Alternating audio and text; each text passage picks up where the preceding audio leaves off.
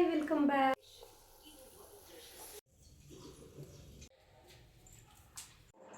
Hi ಎಲ್ರಿಗೂ ನಮಸ್ಕಾರ. Welcome back to my channel. Welcome to RMR Kannada vlogs. ನಾನು ನಿಮ್ಮ ಪ್ರೀತಿಯ ರಜನಿ. ಎಲ್ಲರೂ ಹೇಗಿದ್ದೀರಾ? ಐ ಹೋಪ್ ಎಲ್ಲರೂ ಚೆನ್ನಾಗಿದ್ದೀರಾ, ಆರೋಗ್ಯನ ಚೆನ್ನಾಗಿಟ್ಕೊಳ್ಳಿ. ಹಾಗೆಯೇ ಇವತ್ತು ಸಂಕ್ರಾಂತಿ ಹಬ್ಬ ಇದೆ. ನಮ್ಮ ಸಂಕ್ರಾಂತಿ ಹೇಗಿರುತ್ತೆ ಅಂತ ನಿಮ್ಮ ಜೊತೆ ಶೇರ್ ಮಾಡೋಣ ಅಂದ್ಕೊಂಡಿದ್ದೀನಿ. ಇವಾಗ ಬೇಗ ಎದ್ದಿಲ್ಲ, ಸ್ವಲ್ಪ ಲೇಟಾಗಿದ್ದೀನಿ. ಮನೆಯೆಲ್ಲ ಕ್ಲೀನ್ ಮಾಡಿ ಫ್ರೆಶ್ ಅಪ್ ಆಗಿ ರೆಡಿಯಾಗಿ ಆಮೇಲೆ ನಿಮಗೆ ಸಿಗ್ತೀನಿ. ಎಲ್ರಿಗೂ ಸಂಕ್ರಾಂತಿ ಹಬ್ಬದ ಶುಭಾಶಯಗಳು. ಮನೆ ಕೆಲಸ ಎಲ್ಲ ಮುಗೀತು. ಪಾಪುಗೂ ಸ್ನಾನ ಮಾಡಿಸಿ ಅವನನ್ನು ರೆಡಿ ಮಾಡಿದ್ದೀನಿ. ಹಾಗೆ ಇವಾಗ ನಾನು ರೆಡಿ ಆಗ್ತಾ ಇದ್ದೀನಿ. ಆ್ಯಕ್ಚುಲಿ ಪೂಜೆನ ಇವತ್ತು ಬೆಳಗ್ಗೆ ಮಾಡ್ತಾ ಇಲ್ಲ, ಸಂಜೆ ಮಾಡ್ತಾ ಇದ್ದೀನಿ. ಇವಾಗ ಸಂಜೆ ಆಗಿದೆ. ಬೆಳಗ್ಗೆಯಿಂದ ಅದು ಇದು ಏನೇನೋ ಕೆಲಸ ಇತ್ತು, ಅದನ್ನು ಮುಗಿಸ್ಕೊತಾ ಇದ್ದೆ. ಈ ಓಲೆನ ಹಾಕ್ಕೊತಾ ಇದ್ದೀನಿ. ಚೆನ್ನಾಗಿದೆಯಾ? ಈ ಓಲೆ ಬಂದು ನನ್ನ ಸ್ಟೂಡೆಂಟ್ ನನಗೆ ಟೀಚರ್ಸ್ ಡೇಗೆ ಗಿಫ್ಟ್ ಮಾಡಿದ್ದು. It's very heart touching, cute ಓಲೆ.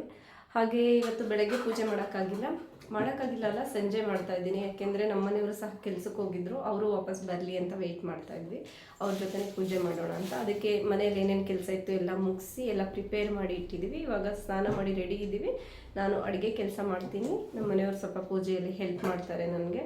ಸೊ ಬನ್ನಿ ಅಡುಗೆ ಮಾಡೋಣ. ಸಂಕ್ರಾಂತಿ ಸ್ಪೆಷಲ್ಲಾಗಿ ಮನೆ ಮುಂದೆ ಈ ಚೆಂದದ ರಂಗೋಲಿನ ಹಾಕಿದ್ದೀನಿ. ತುಂಬ ಇಷ್ಟ ಆಯಿತು, ಚೆನ್ನಾಗಿ ಕಾಣಿಸ್ತಾ ಇತ್ತು. ಹಾಗೆ ಬ್ರೇಕ್ಫಾಸ್ಟ್ಗೆ ಗೆಣಸನ್ನು ಬೇಯಿಸಿದ್ದೆ. ಇವಾಗ ಎಳ್ಳನ್ನು ಪ್ರಿಪೇರ್ ಮಾಡ್ಕೊತಾ ಇದ್ದೀನಿ. ಕಡಲೆ ಬೀಜ, ಕೊಬ್ಬರಿ, ಬೆಲ್ಲ ಎಲ್ಲವನ್ನೂ ಕಟ್ ಮಾಡಿ ಹುರಿದು ನೆನ್ನೆನೇ ರೆಡಿ ಇಟ್ಟಿದ್ದೆ. ಅದನ್ನು ಇವಾಗ ಮಿಕ್ಸ್ ಮಾಡ್ಕೊತಾ ಇದ್ದೀನಿ. ನೀವು ನೋಡ್ತಾ ಇರ್ಬೋದು. ಆ್ಯಕ್ಚುಲಿ ಈ ಟೈಮಲ್ಲಿ ಎಳ್ಳನ್ನು ಏನಕ್ಕೆ ತಿಂತಾರೆ ಅಂತ ಗೊತ್ತಾ? ಯಾಕೆ ಇದನ್ನು ಮಾಡಿದ್ರು ಅಂತ ನನಗೂ ಜಾಸ್ತಿ ಗೊತ್ತಿಲ್ಲ. ನನಗೆ ಗೊತ್ತಿರೋ ಪ್ರಕಾರ ಈ ಚಳಿ ಟೈಮಲ್ಲಿ ನಮ್ಮ ದೇಹದಲ್ಲಿ ಎಣ್ಣೆ ಅಂಶ ಕಡಿಮೆ ಆಗ್ತಾ ಇರುತ್ತೆ ಈ ಚಳಿ ಗಾಳಿಯಿಂದ. ಹಾಗಾಗಿ ಈ ಎಳ್ಳು ಎಣ್ಣೆ ಅಂಶನ ಬ್ಯಾಲೆನ್ಸ್ ಮಾಡೋದಕ್ಕೆ ಸಹಾಯ ಮಾಡುತ್ತೆ ಅಂತಲೇ ಹೇಳ್ಬೋದು. ಯಾಕೆ ಅಂದರೆ ಕೊಬ್ಬರಿಯಲ್ಲಿ, ಕಡಲೆ ಬೀಜದಲ್ಲಿ, ಎಳ್ಳಲ್ಲಿ ಎಣ್ಣೆ ಅಂಶ ಜಾಸ್ತಿ ಇರೋದ್ರಿಂದ ಅದು ತುಂಬ ಹೆಲ್ಪ್ ಆಗುತ್ತೆ. ಸೊ ಹಾಗಾಗಿ ಎಳ್ಳನ್ನು ತಿನ್ನಬೇಕು.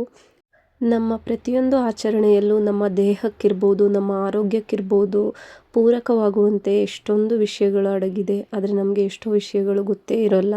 ನಾವು ನಮ್ಮ ಮಕ್ಕಳಿಗೂ ಸಹ ಹೇಳೋದೇ ಇಲ್ಲ, ಯಾಕೆಂದರೆ ನಾವೇ ತಿಳ್ಕೊಂಡಿರಲ್ಲ. ತಿಳ್ಕೊಳ್ಳೋದು ತುಂಬ ಮುಖ್ಯ ಅಲ್ವಾ?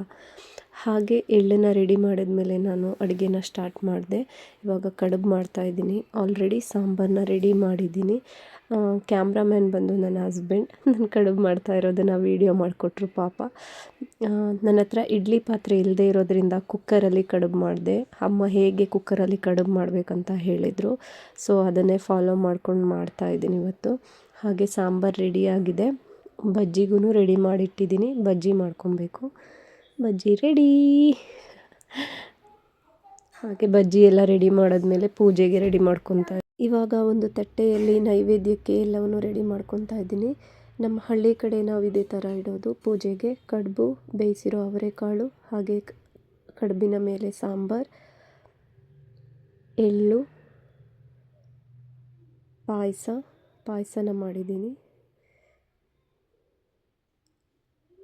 ಪಾಯಸದ ಜೊತೆ ಕಬ್ಬು ಎಲ್ಲವನ್ನು ಇಟ್ಟು ದೇವರಿಗೆ ನೈವೇದ್ಯಕ್ಕೆ ಇಟ್ಟು ಪೂಜೆ ಮಾಡ್ತೀವಿ. ಹಾಗೆ ನಮ್ಮ ಕಡೆ ಇನ್ನೊಂದು ಸಂಪ್ರದಾಯ ಇದೆ, ಹಳ್ಳಿಯಲ್ಲಿರೋರಿಗೆಲ್ಲರಿಗೂ ಗೊತ್ತಿರುತ್ತೆ. ನಾವು ಕಣದ ಹತ್ರ ಹೋಗಿ ಅಲ್ಲಿ ಸಗಣಿಯಿಂದ ಗಣೇಶನ ಮಾಡಿ ಅದನ್ನು ಇಟ್ಟು ಅಲ್ಲಿ ಈ ಕಡುಬು ಎಲ್ಲವನ್ನು ಇಟ್ಟು ಪೂಜೆ ಮಾಡಿ ಅದನ್ನು ನಾವು ಬೆಳೆದಿರೋ ಬೆಳೆಯಲ್ಲಿ ಗುಡ್ಡೆಗೆ ಇಟ್ಟು ಪೂಜೆ ಮಾಡಿಬಿಟ್ಟು ಗುಡ್ಡೆಯಲ್ಲಿ ಇಟ್ಬಿಟ್ಟು ಬರ್ತೀವಿ. ಇವಾಗ ಪೂಜೆ ಎಲ್ಲ ಮುಗೀತು. ಪಾಪುನು ಆಶೀರ್ವಾದ ತಗೊತಾ ಇದ್ದ, ನಗಾಡಿಕೊಂಡು. ಅವನಿಗೇನೋ ಒಂಥರ ಖುಷಿ ಅದನ್ನು ಮಾಡೋದಕ್ಕೆ. ಹಾಗೆ ಊಟಕ್ಕೆಲ್ಲ ಪ್ರಿಪೇರ್ ಮಾಡಿಟ್ಟಿದ್ದೀನಿ. ನಮ್ಮ ಫ್ರೆಂಡ್ಸ್ ಊಟಕ್ಕೆ ಬರ್ತಾ ಇದ್ದಾರೆ. ಅವ್ರು ಬಂದು ನಾರ್ತ್ ಇಂಡಿಯನ್ಸ್. ಆದರೆ ನಮ್ಮ ಸ್ಟೈಲ್ ಊಟನ ತುಂಬ ಇಷ್ಟಪಟ್ಟು ತಿಂತಾರೆ. ಅವ್ರಿಗೆ ನಮ್ಮ ಸ್ಟೈಲ್ ಊಟ ತುಂಬ ಇಷ್ಟ ಆಗುತ್ತೆ. ನನಗೂ ಖುಷಿ ಆಗುತ್ತೆ. ಅದಕ್ಕೆ ಎಲ್ಲವನ್ನು ರೆಡಿ ಮಾಡಿಟ್ಟಿದ್ದೀವಿ. Hi welcome back. ಇವತ್ತಿನ ಸಂಕ್ರಾಂತಿ ಹಬ್ಬ ಮುಗೀತು. ಮನೆಗೆ ನಮ್ಮ ಫ್ರೆಂಡ್ಸ್ ಬಂದಿದ್ದರು. ಅವ್ರ ಜೊತೆ ಒಂದು ಒಳ್ಳೆ ಊಟ ಮಾಡಿಕೊಂಡು ಮಾತಾಡಿಕೊಂಡು ಈ ರೀತಿ ನಮ್ಮ ಸಂಕ್ರಾಂತಿ ಹಬ್ಬ ಇವತ್ತು ಮುಗೀತು ಅಂತ ಹೇಳ್ಬೋದು. ಒಂದು ಒಳ್ಳೆ ಟ್ರೆಡಿಷ್ನಲ್ ಊಟನ ಮಾಡಿದ್ವಿ. ಅಂದರೆ ನಮ್ಮ ಕಡೆ ಸಂಕ್ರಾಂತಿಗೆ ಏನು ಅಡುಗೆ ಮಾಡಿರ್ತೀವಿ ಅದನ್ನೇ ಮಾಡಿದ್ದೆ. ಕಡುಬು, ಚಿಲ್ಕವರೆಕಾಳು ಸಾರು, ಅವರೆಕಾಳು, ಹಾಗೆ ಖೀರು, ಬಜ್ಜಿ ಇದನ್ನೆಲ್ಲ ಮಾಡಿದ್ದೆ. ಅವ್ರಿಗೂ ಬಜ್ಜಿ ಖೀರ್ ಅಂದರೆ ಇಷ್ಟ. ನಮ್ಮ ಫ್ರೆಂಡ್ಸ್ಗೆ ತುಂಬ ಇಷ್ಟಪಟ್ಟು ತಿಂದರು. ಹಾಗೆ ಈ ರೀತಿ ಇತ್ತು ನಮ್ಮ ಸಂಕ್ರಾಂತಿ ಇವತ್ತು. ಐ ಹೋಪ್ ನಿಮ್ಮೆಲ್ಲರಿಗೂ ಈ ವಿಡಿಯೋ ಇಷ್ಟ ಆಗಿರುತ್ತೆ ಅಂತ. ನನ್ನ ವೀಡಿಯೋಸ್ ನಿಮಗೆ ಇಷ್ಟ ಆಗ್ತಾಯಿದ್ರೆ ದಯಮಾಡಿ ಲೈಕ್ ಮಾಡಿ, ಶೇರ್ ಮಾಡಿ, ಸಬ್ಸ್ಕ್ರೈಬ್ ಮಾಡಿ ಅಂತ ಕೇಳ್ಕೊತೀನಿ. ಮತ್ತೊಮ್ಮೆ ಎಲ್ಲರಿಗೂ ಸಂಕ್ರಾಂತಿ ಹಬ್ಬದ ಶುಭಾಶಯಗಳು. ಈ ಸಂಕ್ರಾಂತಿ ಹಬ್ಬ ಎಲ್ಲರ ಬಾಳಲ್ಲಿ ಸುಖ ಸಮೃದ್ಧಿನ ತರಲಿ, ಎಲ್ಲರ ಬಾಳಲ್ಲಿ ಸಂತೋಷನ ತರಲಿ, ಎಲ್ಲರಿಗೂ ಒಳ್ಳೆಯದಾಗಲಿ. ಬಾಯ್ ಬಾಯ್.